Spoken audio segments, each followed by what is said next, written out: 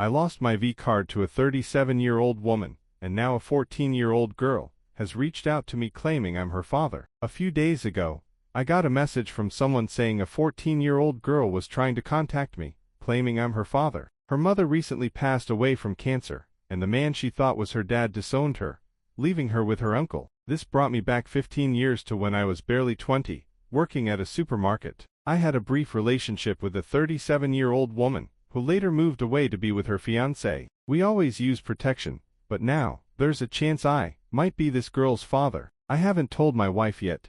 She's 8 months pregnant, and I don't want to stress her out, but I've arranged a paternity test. If I am the father, I want to give this girl the love and stability she deserves. I'm also heartbroken and angry at the man who raised her for abandoning her, and sad about possibly missing out on her childhood. My wife knows something's up, so I'll tell her soon. I just needed to share this before I do. I surprised my girlfriend with Taylor Swift tickets. She wanted to bring her friend instead. My girlfriend and I, both 26, have been together for 3 years. She's a huge Taylor Swift fan, and was excited about the MetLife concert, so I surprised her with 2 tickets. I waited in the Ticketmaster queue for hours, spending $400 each, assuming we'd go together. When I told her, she was thrilled, but she thought the extra ticket was for her best friend, another big fan. I was disappointed because I'd imagined this as a memory for us to share. She noticed I was upset, and I told her to choose whoever she truly wanted to go with. She immediately called her friend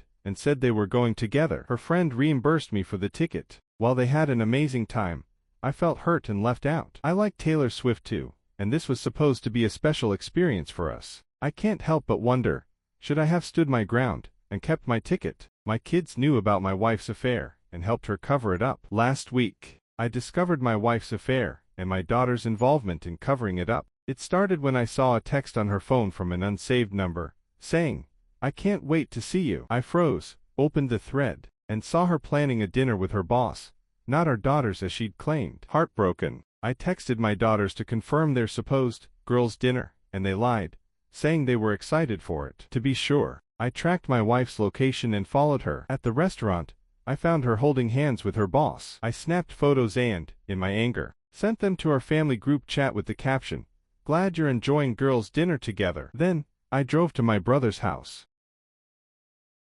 The fallout was immediate: apologies from my daughters, excuses from my wife, and over 60 missed calls. Maddie, my younger daughter, was distraught, admitting she hated lying to me. I told her I needed space. Alice, my older daughter, defended her mom, calling it a mistake. That enraged me. I told her not to contact me unless I reached out first. Now, I'm filing for divorce and cutting ties with my wife. But the betrayal from my daughters hurts just as much. I don't know how I'll ever trust them again. I cry every day, torn between anger and sadness. Elisa's wedding is in the fall. I was paying for most of it, but now I'm not even sure I'll go. My entire family has betrayed me, and I don't know how to move forward. I sheet my pants during job interview last week. I had a job interview over video, and let's just say, it didn't go as planned. Right before the call, I felt an urgent need to use the bathroom, but thought I could hold it. Big mistake. My stomach had other plans, and I had an accident just before the interview. I cleaned up as best as I could and joined the call, but I was still sweating and dealing with the aftermath. My stomach kept making loud noises, and I was praying for the interview to end. Then, it happened again, mid-interview. Somehow, despite all of this, the COO said I was a great fit and offered me the job, triple my previous salary and amazing benefits. I didn't know whether to laugh or cry. After the call, I replaced my chair and reflected on how the worst moment of my life somehow led to one of the best outcomes. A woman helped me when I was homeless, and I'll never forget her. When I was 18, homeless, and newly sober, life was brutal. People treated me like I wasn't human, shouting, averting their eyes, or refusing to let me use restrooms. I felt invisible and broken. One day, holding a hungry sign, a woman named Dawn walked by with her 2 daughters. Instead of ignoring me, she asked, "You're hungry? Come eat with us." She didn't shield her kids or rush past me. She treated me like a person. We sat together at a restaurant, and she listened to my story without judgment. She bought me breakfast and even dessert. Before leaving, she gave me money and her number, saying to call if I ever needed help. I lost her number when my bag was stolen, but I'll never forget her kindness. Dawn, if you're out there, thank you for reminding me I was human. Today, I'm 6 years sober, housed, working, and close to finishing my associate's degree, all because people like her believed in me. A woman complimented me in the airport years ago. When I was 22, I was on an airport shuttle, lost in my phone, when an elderly woman with a cane boarded. I immediately stood up, smiled, and offered her my seat. She thanked me warmly, which felt nice, but then, the woman sitting across from us, a serious-looking lady with an Eastern European accent,